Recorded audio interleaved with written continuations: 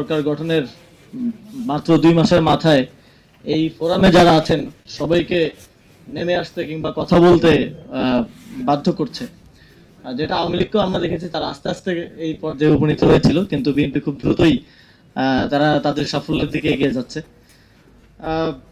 আমরা দেখছি সমসাময়িক কিছু বিষয়, যেমন 28 জন বিচারককে শোকজ দেয়া হয়েছে, আপনারা সবাই দেখেছেন, কিন্তু পেছনের কারণটা হয়তো অনেকেই জানেন না। বিচারকগণ তাদের একটা হোয়াটসঅ্যাপ গ্রুপে কিছু ডিসকাশন করছিলেন, যেটা স্ক্রিনশট সরকারের পছন্দ হয় নাই। ফলে সরকার তাদেরকে ওই স্ক্রিনশটের ভিত্তিতে শোকজ দিয়ে বোঝালেন যে রায় তো আমাদের পছন্দের বাইরে দিতেই পারবেন না, আপনারা নিজেদের মধ্যে কোনো আলোচনা বা টেক্সটিংও করতে পারবেন না, সরকারের যেটা পছন্দ হবে না। তো এটা একটা ইন্ডিকেশন যে আগামীতে বাংলাদেশের বিচার বিভাগ কিভাবে চলতে যাচ্ছে। আমরা দেখছি যে ফেসবুকে পোস্ট করার জন্য আবার গ্রেফতার শুরু হয়ে গেছে। এটা আমরা 2 বছর পরে আবার নতুন করে দেখছি, যেটা আমরা 2 বছর আগে দেখতাম। আমাদের জাতীয় নাগরিক পার্টিরও একজন অঙ্গ সংগঠনের একজন শাখার যুগ্ম সদস্য সচিবকে গ্রেফতার করা হয়েছে, এবং বেশিরভাগ ঘটনাই ঘটছে প্রধানমন্ত্রীকে নিয়ে লেখালেখি করার ফলে। তো আমি আমাদের মাননীয় প্রধানমন্ত্রীকে প্রশ্ন করতে চাই যে আপনার বিরুদ্ধে যদি কিছু লেখা না যায়, তাহলে আপনি সংসদে দাঁড়িয়ে এটা বলে দেন যে আমার বিরুদ্ধে কিছু লেখা যাবে না, লিখলে গ্রেফতার করা হবে, অথবা একটা আইন করে দেন যে প্রধানমন্ত্রী, রাষ্ট্রপতি বা অমুক নিয়ে কোনো সমালোচনা করা যাবে না, কোনো কথা বলা যাবে না, স্যাটায়ারও করা যাবে না।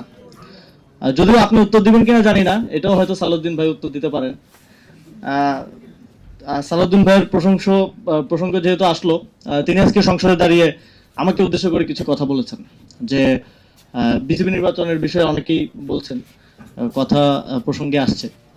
তিনি বলেছেন যে আগের নির্বাচনের সময় কাউন্সিলর আনার ক্ষেত্রে প্রভাব বিস্তার করা হয়েছে। তো সেখানে সালাউদ্দিন ভাইয়ের কোনো সংবিধানের প্রয়োজন নাই, কারণ বিসিবির একটা কনস্টিটিউশন আছে, আপনারা হয়তো অনেকেই জানেন, 13 পৃষ্ঠার একটা ছোট কনস্টিটিউশন। সালাউদ্দিন ভাই যদি বাংলাদেশের সংবিধানের পাশাপাশি সেটাও একটু পড়তেন, তাহলে বুঝতে পারতেন যে আমরা কাউন্সিলর গুলো তখন আনা হয়েছিল সংবিধান অনুযায়ী যে ক্রিয়া সংস্থার কমিটি হয় সেখান থেকে।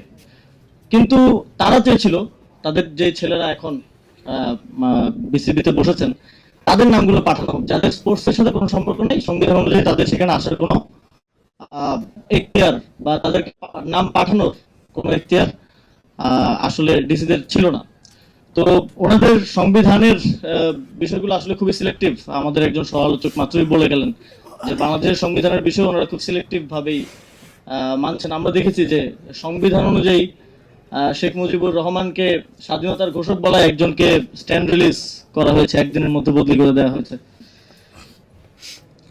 আর আমরা এখানে আমাদের সমালোচকগণ অনেকগুলো অধ্যাদেশ যেগুলো বাতিল করা হচ্ছে সেগুলো নিয়ে কথা বলেছেন, আর সেটা নিয়ে স্পেসিফিক আর কথা বাড়াবো না।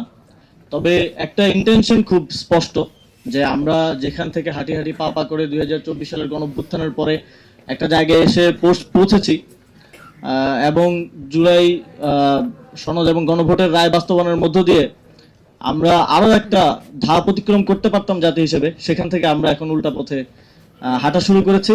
এবং যেটা শেখ হাসিনার ভাষায় অ্যাবসলিউট পাওয়ার আমরা তিনি চান শুনেছিলাম, সেটাই এখন বর্তমান সরকারের মধ্যে আমরা দেখতে পাচ্ছি। তবে তারা 2 মেয়াদ শেষ করে চাচ্ছেন না, তারা এখনই চাচ্ছেন অ্যাবসলিউট পাওয়ার।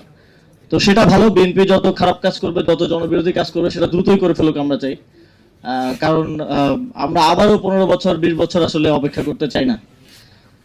আর আমাদের জুলাই গণঅভ্যুত্থানের পরে জনগণের যে আকাঙ্ক্ষা ছিল, রাষ্ট্রের কাঠামোগত যেই সংস্কারের স্বপ্ন জনগণ দেখেছিল, আমরা বিভিন্ন রাজনৈতিক বাস্তবতা কিংবা বিভিন্ন ধরনের বাধা বিপত্তির কারণে সেটা একটা রিডিউসড এবং কম্প্রোমাইজড ভার্সন আমি মনে করি যে জুলাই সনদের জায়গায় এসেছে। আমরা সংবিধান পুনর্লিখনের কথা বলেছিলাম, এবং এখানে আরেকজন ছিলেন বদির আলম মজুমদার স্যার, আলিরিয়াজ স্যার, তিনি ছিলেন ঐকমত্য কমিশনের দায়িত্বে।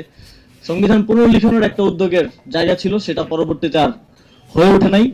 কিন্তু এখন আমরা এমন একটা পর্যায়ে এসে উপনীত হয়েছি যে আমাদের ওই রিডিউসড কিংবা কম্প্রোমাইজড ভার্সনটাও বাস্তবায়ন করতে গিয়ে আমরা সেটা করতে পারছি না, এবং বিএনপি সরকার সেটাকে পুরোপুরি তাদের যেই নির্বাচনের পূর্বেকার সময়ের পজিশন সেখান থেকে পাল্টে নিয়ে এখন পুরোপুরি সেটা বাতিল করে দেয়া। ইভেন যেই অধ্যাদেশগুলো সরকারের ক্ষমতাকেও কমায় না সেই অধ্যাদেশগুলো বাতিল করে দেওয়া হচ্ছে। ব্যাংক রেজুলেশন অধ্যাদেশের মতো খুব নিরীহ অধ্যাদেশ, যেটা আর্থিক খাতের জন্য কিংবা যেটার সাথে রাজনৈতিক কিংবা সংবিধানের কোনো ধরনের আহ, আহ, সম্পর্ক নাই, সেগুলোকেও তারা বাতিল করে দিচ্ছে। তো আমরা আসলে